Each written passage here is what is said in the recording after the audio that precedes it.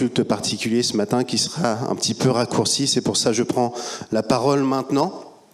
Et je crois que lorsque Dieu est là, il parle. Il ne parle jamais pour ne rien dire. Et je crois qu'il a beaucoup parlé à notre Église ces derniers temps.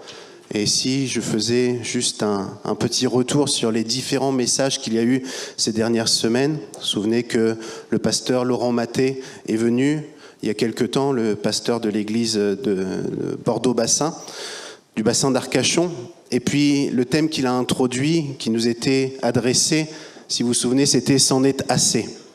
Nous encourageant, nous exhortant à pouvoir prendre position, à pouvoir nous lever peut-être sur tout ce qui peut nous caractériser, tout ce qui construit notre vie, peut-être des fois notre passivité ou notre vie de péché, ou je ne sais quoi encore, et à déclarer et se positionner en disant « c'en est assez ». C'en est assez. Je ne sais pas si vous avez eu l'occasion de travailler sur ça dans vos vies depuis ce fameux moment où le Seigneur nous a parlé au travers de la bouche de notre frère, mais une chose est sûre, si nous entendons et que nous ne faisons pas ce qu'il faut pour entrer dans ce que nous entendons, il n'y a rien qui se passera. Je crois que ce message était le début de quelque chose que le Seigneur a commencé à faire dans notre communauté. La semaine suivante, moi, j'étais pas présent, mais je sais que Marc nous a parlé de la circoncision. Mes frères, vous en êtes où par rapport à la circoncision? C'est une blague, évidemment.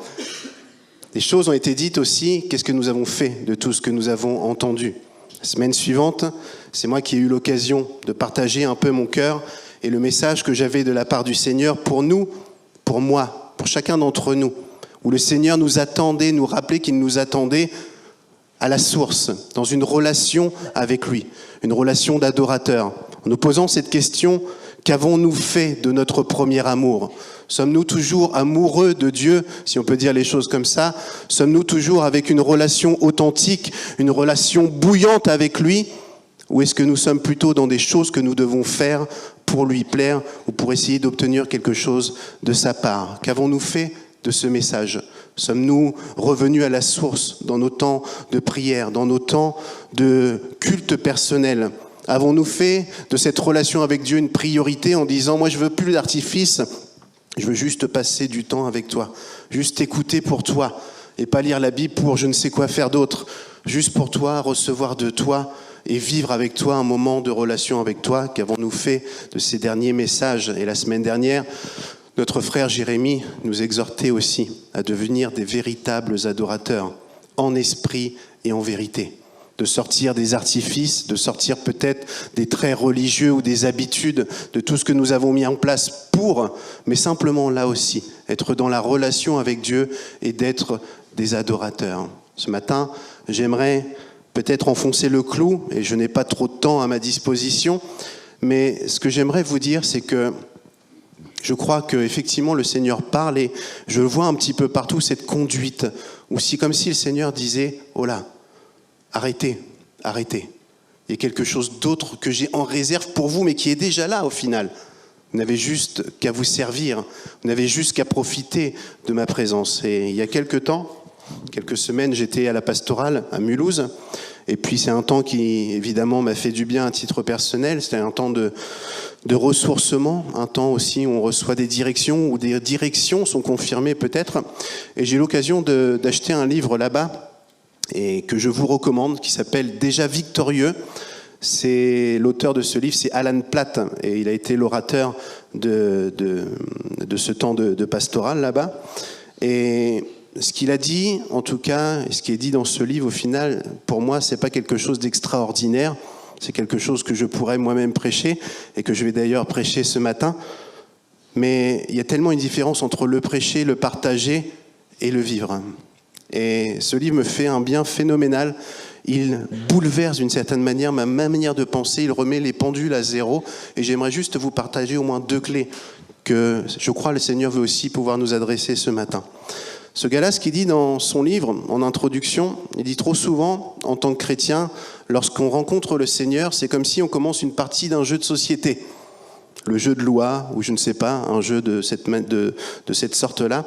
On part du début, de la case départ, on rencontre le Seigneur, c'est génial, et puis on avance de case en case en fonction des dés, en fonction des circonstances. Tantôt, on gagne des grades, tantôt on gagne des galons spirituels, on gagne des bénédictions, tantôt des choses plus compliquées, et tantôt on retourne à la case départ. Et tout au long de notre marche sur ce jeu de société, ne crée souvent que des frustrations. Parce qu'on essaie de s'améliorer, on essaie de vivre telle et telle chose, et de temps en temps, Dieu est bon, et il nous gradue, d'une certaine manière. Gradue ? Ouais, vous avez compris ce que je voulais dire. Il nous fait progresser. Il nous donne quelque chose, il nous donne des dons, il nous encourage. Et le cas échéant, nous perdons tout. Et ce que propose ce frère au travers de son livre, c'est quelque chose qui est purement biblique. Et il encourage à voir les choses autrement. Plutôt que de marcher sur un jeu de société, case après case, en fonction des circonstances, en essayant de s'améliorer, en essayant pour atteindre un but. Quel est ce but d'ailleurs ? Il est souvent flou pour nous. Quel est le but que je dois atteindre ? Nous ne savons pas trop. Et ce que lui propose, c'est de voir les choses à l'envers et de réaliser en fait que le but, celui qui a gagné la partie d'une certaine manière, c'est Jésus. Et lorsqu'il a remporté la partie, il nous a mis au même niveau que lui. Et l'auteur de ce livre nous encourage à voir les choses autrement. Plutôt que d'essayer toujours d'atteindre quelque chose, partons déjà de tout ce qui est accompli et continuons à vivre une vie d'adorateur, en saisissant pleinement tout ce que celui qui a remporté la partie, Jésus, a accompli à la croix. Voyez-vous, il nous faut, je crois, revenir à la source. Il n'y a rien de ce que nous pouvons faire, il n'y a rien de ce que nous pouvons essayer de mettre en place pour améliorer nos vies qui changera nos vies. Le seul qui a changé nos vies, c'est Jésus lorsqu'il est mort à la croix. Et il a dit, tout est accompli. Dans Jean chapitre 19, versets 28 et 30. Après cela, il est sur la croix, le Seigneur Jésus. Jésus, sachant que désormais tout était achevé, dit, pour que l'écriture soit accomplie, j'ai soif. Et près de là se trouvait un vase rempli de vinaigre. On attacha donc une éponge imbibée de ce vinaigre au bout d'une branche d'hysope, et on l'approcha de la bouche de Jésus. Quand il eut goûté le vinaigre, Jésus dit, tout est accompli, et il pencha la tête et rendit l'esprit. Il est temps, chers frères et sœurs, que nous puissions revenir à ce « tout est accompli ». Dans « tout est accompli », qu'est-ce qui est accompli ? Tout. Et tout quoi ? Tout ce qui nous empêchait justement de remporter la partie, si je garde l'image. Tout ce qui nous empêchait de pouvoir être en relation avec Dieu. Notre péché, par exemple. Dieu à la croix, Jésus en mourant à la croix, a réglé le problème du péché dans nos vies.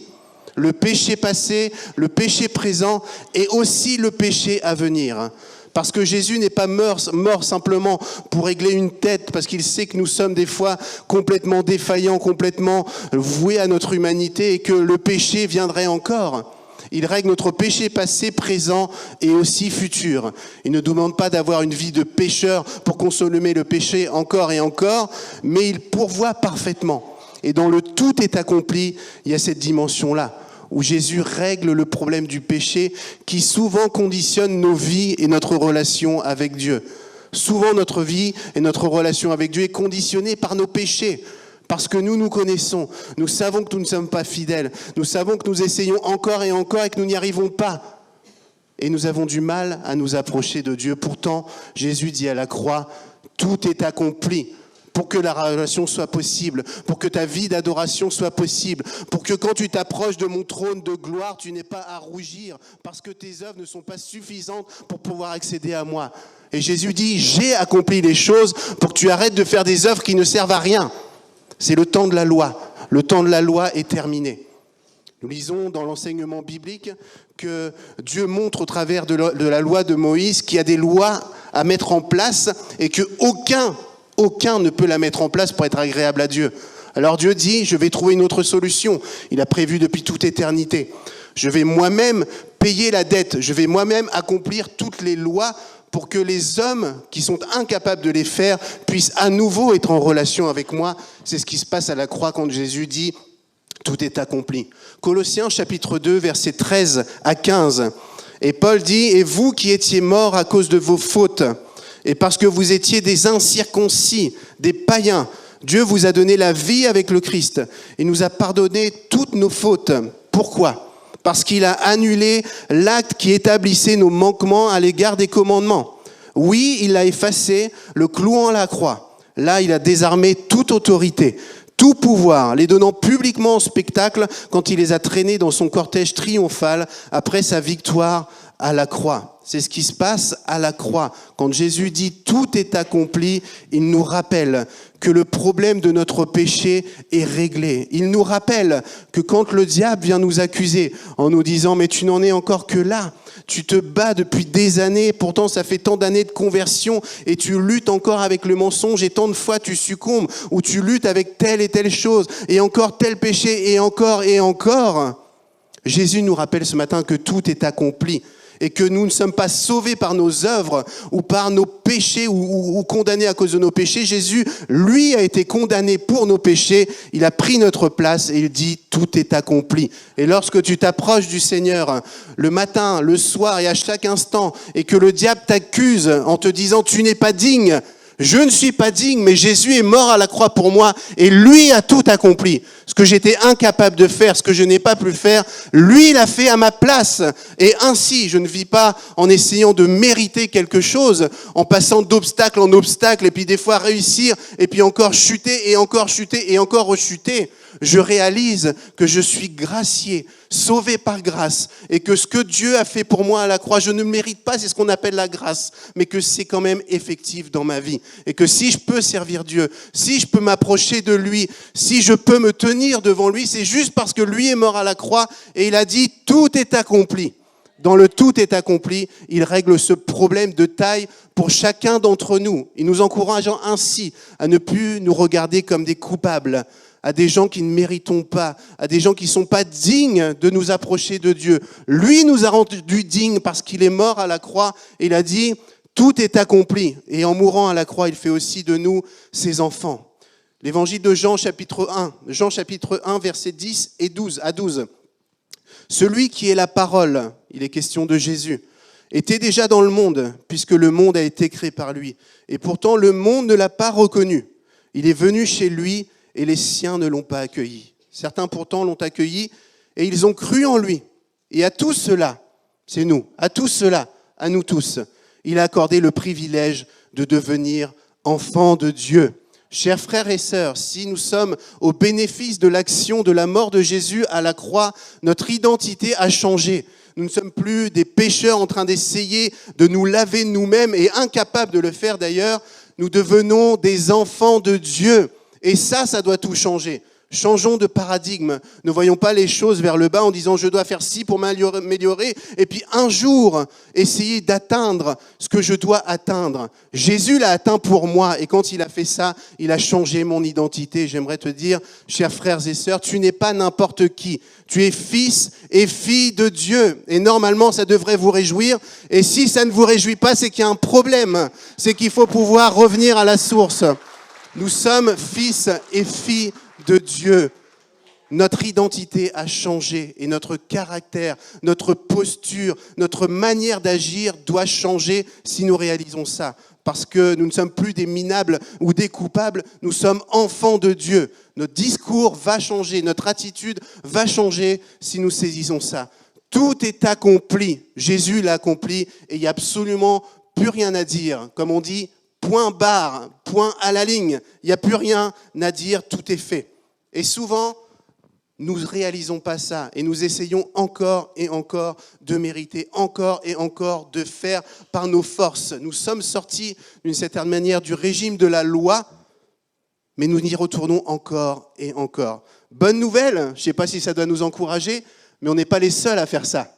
Puisque déjà, Paul s'adresse aux Galates et il leur dit la même chose. Galates chapitre 3, versets 1 à 3. Il commence de cette manière-là. Aux Galates insensés. Et moi, je me suis dit, pour m'amuser, on pourrait dire « Ô Limoujo !» Il y a des Limoujo dans la salle ? Ouais, 1,5, d'accord. Ô Congolais, il y a des Congolais ? Ouais, là, ils sont là, ils font du bruit. Hein. Il y a des Angolais ? Il y a des Malgaches, il y a des Coréens, il y a des Guinéens. Tout peuple de la terre, Galates, Limoujo, tous ceux qui vivent, tous ceux qui sont dans cette église, à EPE Limoges, insensés que vous êtes. Qui vous a envoûté ainsi ? Pourtant, la mort de Jésus-Christ sur la croix a été clairement dépeinte à vos yeux. Tout est clair à la croix. Tout a été dépeint, tout est accompli, n'est-ce pas ? Je ne vous poserai qu'une seule question. À quel titre avez-vous reçu le Saint-Esprit ? À quel titre avons-nous reçu le Saint-Esprit ? Qu'est-ce que nous avons fait pour que l'Esprit de Dieu nous touche, qu'il nous convainque de péché, de justice et de jugement, et que nous offrons notre cœur à Dieu ? Qu'est-ce que nous avons fait pour ça ? Rien. Dieu dans son amour, Dieu dans sa grâce est venu nous trouver. Il s'est révélé à nous. Et nous faisons en ce moment des travaux, nous aurons l'occasion d'en revenir tout à l'heure. Et je fais les travaux avec Marc, vous connaissez Marc ? Notre cher Marc est devant. Et alors c'est tout à fait intéressant de travailler avec lui parce qu'il a l'expérience déjà au niveau professionnel. Et puis on cause de théologie, on cause de plein de choses. Et on discutait sur ça cette semaine justement, mais qu'est-ce qu'on a fait pour que le Seigneur nous touche ? Pourquoi est-ce qu'il nous a élus ? Pourquoi est-ce qu'il est venu nous chercher ? Et pourquoi il a fait de nous ses enfants ? Il n'y a pas de réponse. Dieu l'a choisi tout simplement et il l'a fait. Et c'est un effet de sa grâce. C'est une faveur imméritée. Qu'avons-nous fait pour recevoir le Saint-Esprit, nous dit ce verset 2 ? Est-ce parce que vous avez accompli la loi ? Ou parce que vous avez accueilli avec foi la bonne nouvelle que vous avez été entendue ? Oui. Manquez-vous à ce point d'intelligence ? Regarde ton voisin, tape-le, dis-lui, « Oh, tu manques à ce point-là d'intelligence ?» Non mais secouez-le un peu parce qu'il n'a pas compris. Hein. « Oh, je te croyais plus intelligent que ça, au final. » Tu saisis pas ce que Jésus a fait à la croix. Manquez-vous à ce point d'intelligence après avoir commencé par l'Esprit de Dieu, est-ce en comptant sur vos propres ressources que vous allez parvenir à la perfection ? Est-ce que c'est en comptant sur notre propre ressources que nous allons parvenir à la perfection ? Évidemment que non. L'œuvre que Dieu a commencée, c'est lui qui va l'accomplir aussi en nous. Quand nous sommes dans un statut où nous sommes ces filles de Dieu, c'est lui qui nous prend en charge, c'est lui qui nous fait cheminer et c'est lui qui change nos vies parce que si nous pouvions changer nos vies, ça fait longtemps que ça aurait été fait. Et ça fait longtemps que notre caractère serait différent, ça fait longtemps que notre société sera différente. Voyez ce qui se passe à droite et à gauche, plus on est intelligent, à réfléchir d'ailleurs, plus on sait de choses, plus on a de connaissances et moins les choses vont bien. Voyez notre société, combien elle est sur le point d'exploser. Le Seigneur, je crois, veut nous rappeler cela, que lui a tout accompli et qu'il fait une œuvre en nous et aussi au travers de nous. Je crois que dans l'époque où nous sommes, le Seigneur veut utiliser plus que jamais son Église pour devenir un repère, pour devenir un phare, pas où l'orgueil humain règne et démontre que dalle, mais pour que la gloire de Dieu paraisse. Et lorsque les gens voient l'Église, lorsque les gens voient notre Église, je le crois de tout mon cœur, ils ne voient pas un pasteur, ils ne voient pas des responsables, ils ne voient pas des paroissiens, ils voient Dieu qui agit, l'œuvre de Dieu, la grâce de Dieu, l'amour de Dieu. Et c'est ce que nous devons à nouveau peut-être réaliser. Tout est accompli. Le Christ nous a rendus libres, nous dit Galates 5, verset 1, pour que nous connaissions la vraie liberté. C'est pourquoi, tenez bon, et ne vous laissez pas réduire à nouveau en esclavage. Le Christ, le Seigneur Jésus, est mort à la croix pour que nous soyons vraiment libres. Et vous savez, de ne pas essayer de mériter quoi que ce soit, ça nous libère complètement. Je suis qui je suis. Je suis sauvé par grâce, accepté par Dieu, point barre.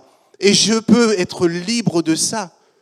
Souvenez-vous, vos enfants, ou peut-être quand vous étiez gamin, même si je sais que nous sommes dans un monde qui est bien imparfait et qu'il y a évidemment des carences, il y a évidemment des choses qui dysfonctionnent, mais en règle générale, lorsque nous sommes enfants, nous sommes aimés de nos parents, plus ou moins bien. Les parents font ce qu'ils peuvent, ils font souvent ce qu'ils ont reçu, ils ne peuvent pas donner ce qu'ils n'ont pas reçu. Mais en règle générale, nos enfants n'ont rien à faire pour mériter notre amour. Mon Sacha qui est là sur son téléphone, il sait que je l'aime et il n'a rien à faire pour ça. Je l'aime, point barre, c'est comme ça. Et ça libère de se sentir aimé, juste pour ce qu'on est, pas pour ce qu'on fait. Et c'est ce que nous dit le Seigneur Jésus. J'ai tout accompli, et bien avant que tu fasses quoi que ce soit, nous dit Jean 3,16, que Dieu a tellement aimé le monde qu'il a envoyé Jésus. Et la motivation de Dieu pour envoyer Jésus, pour que le tout accompli puisse être proclamé, c'est l'amour. Et se sentir aimé sans devoir rien mériter, ça nous libère. Chers frères et sœurs, je ne sais pas si vous vous sentez libres ce matin. Si ce n'est pas le cas, Brigitte est libre. Alléluia Brigitte, sois bénie. Si vous n'êtes pas libre ce matin, si pour vous c'est compliqué, revenez à la source. Tout est accompli. Tu n'as rien à faire de plus. Jésus a tout fait pour toi. Tout est accompli. Sois libre, sens-toi libre et vis la liberté. Question qu'on pourrait se poser, c'est est-ce que je me sens esclave au final ? Parce que je suis à l'église depuis longtemps, je fonctionne dans l'église, je fais tout un tas de choses et je n'ai pas l'impression, moi, de manquer de liberté. Sait-on jamais ? Jean chapitre 8, à partir du verset 31 jusqu'au verset 36. Alors Jésus dit aux Juifs, nous dit le texte, qui avaient mis leur foi en lui. Jésus pourrait faire la même remarque à nous, Limougeaux, qui avons mis notre foi en lui. Si vous vous attachez à la parole, dit-il, à celle que je vous ai annoncée, vous êtes vraiment mes disciples. Vous connaîtrez la vérité, et la vérité fera de vous des hommes libres. Nous lui répondirent-ils, nous sommes la postérité d'Abraham. Nous n'avons jamais été esclaves de personne. Comment peux-tu dire, vous serez des hommes libres ? Jésus répond vraiment, je vous l'assure. Tout homme qui commet le péché est esclave du péché. Or, un esclave ne fait pas partie de la famille, un fils, lui, en fait partie pour toujours. Si donc c'est le Fils qui vous donne la liberté, alors vous serez vraiment des hommes libres. Les Juifs qui sont là entendent ce discours de la part de Jésus et eux, ils sont étonnés. Ils disent, mais comment est-ce que tu peux sous-entendre que nous sommes esclaves, que nous manquons de liberté alors que jamais nous avons été esclaves ? Nous pouvons des fois avoir la même attitude en disant, mais oui, moi je suis chrétien, moi je suis dans l'église, moi je fais telle et telle chose dans l'église. Comment pourrais-je envisager que je ne suis pas libre ? Et pourtant, si nous regardons dans nos vies, il y a tellement d'aspects qui montrent que nous ne sommes pas libres. Ne serait-ce que le point de vue de la louange. Je ne parle pas de la forme, comme Jérémie nous a rappelé aussi la semaine dernière. La louange est bien autre chose que des chants lents, c'est ça que tu as dit Jérémie ? Des chants où on ralentit, où on prend des belles paroles profondes et où on crée une atmosphère, quelque chose. La louange, c'est pas ça du tout. La louange, c'est un état d'esprit, un état de cœur. La question que je me pose, c'est est-ce que nous sommes souvent libres dans la louange, libres d'adorer notre Dieu en fonction de ce qu'il y a dans nos cœurs, comme c'est dans notre cœur ? La réponse, c'est pas sûr que ce soit le cas. Et souvent, on est lié parce qu'on doit encore aussi mériter quelque chose des fois. Est-ce que je suis libre de donner ? Est-ce que je suis libre de parler de telle ou de telle manière en fonction de ce que le Seigneur met dans mon cœur ? La vérité, on pourrait faire ce constat, c'est que souvent, nous ne sommes pas libres. Et peut-être, à l'instar de ces Juifs, de dire, mais comment est-ce que, Jésus, tu peux dire que je ne suis pas libre ? Et pourtant, Jésus insiste en disant, mais moi, je vous dis quelque chose, je vous l'assure. Tout homme qui commet le péché est esclave du péché. Il n'est donc pas libre. Et le péché, c'est évidemment des choses qui sont répréhensibles, le vol, le mensonge et toutes ces choses-là. Mais le péché, c'est ne pas être dans le plan de Dieu. Et lorsque je ne suis pas dans le plan de Dieu, qui est le tout est accompli, quand justement j'essaie de régler mon péché moi-même, quand justement j'essaie d'avoir une marche pour mériter telle et telle chose, quand je ne réalise pas que Jésus a tout accompli et que tout n'est que grâce et que tout est fait, au final je suis dans le péché, je suis un esclave. Esclave de quelque chose que je dois faire moi-même pour mériter. Et je ne suis plus dans la liberté. Le Seigneur Jésus ce matin nous encourage à changer de paradigme. Soyez libres. Laissez-vous faire, tout est léger, tout est doux. J'ai tout accompli pour toi. J'ai donné ma vie pour toi. J'ai réglé le problème du péché. Ne te charge pas encore une fois de plus de régler ton péché. Tu ne peux pas, je l'ai fait pour toi. Sois juste en train de marcher dans mes pas. Sois juste en train de jouir de cette réalité, jouir de ma présence, jouir de tous les bienfaits et de tout ce que j'ai accompli à la croix pour toi. Le diable est un menteur, et je termine par cela. Il est un menteur. Il est appelé l'accusateur, le menteur, le roublard. Et il a des siècles, des millénaires et des millénaires et des millénaires d'expérience pour cela. Nous ne sommes pas plus malins que lui. Et il vient nous tenter. De quelle manière ? En mettant le doute en nous. Le doute sur notre identité. Le doute sur notre légitimité. Le doute sur l'œuvre que Jésus a accomplie. Quand il dit « tout est accompli », le diable vient dire Ah ouais, mais ça dans ta vie, t'es sûr que Jésus a réglé ce problème-là pour toi? Il y a tellement de péchés encore dans ta vie. Il y a tellement de choses dans ta tête. Il y a tellement de choses encore que tu cultives, que personne ne voit. Et le diable t'accuse. Le diable te fait croire que tu es encore soumis à lui. Le diable te fait croire qu'il est vainqueur sur toi. La parole de Dieu nous dit que l'homme est esclave de ce qu'il laisse triompher de lui. Et effectivement, si je me soumets à toutes ces accusations, non seulement je ne suis pas libre, mais je suis comme sous influence démoniaque. Il est le menteur. Et vous entendez ce message, on se réjouit tous ensemble de dire que tout est accompli, et vous allez rentrer chez vous tout à l'heure, et le diable va venir. Alors, tout est accompli. Voyons où tu en es dans ta vie. Et ça a commencé depuis la Genèse. L'homme et la femme, Adam et Ève, étaient en relation avec Dieu. Tout était parfait. Un cadre idyllique. Il n'y a jamais eu un moment aussi bien dans l'histoire du monde que ce moment-là. Ils étaient en relation, c'était génial. Et la Bible dit, la parole du Seigneur dit que Dieu créa l'homme à son image. L'homme et la femme à son image. Il y avait Dieu et l'homme et la femme faits à l'image de Dieu. Ils étaient d'une certaine manière semblables. Et le diable arrive, l'accusateur, le malin, celui qui vient insuffler le doute. Dieu aurait-il vraiment dit? Il y en a qui ont des doutes ce matin?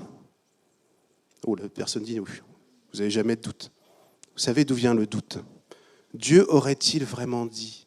Ah, tout est accompli, mais est-ce que Dieu parle aussi de ce péché dans ta vie? Est-ce que Dieu parle aussi de... C'est ça, là, qu'il n'y a que toi qui connais. Et le diable continuera en disant, en fait, Dieu a peur que si vous mangez de cet arbre, vous soyez d'une certaine manière au même niveau, ou comme lui, au niveau de la connaissance du bien et du mal. Je ne suis pas un grand théologien, n'est-ce pas?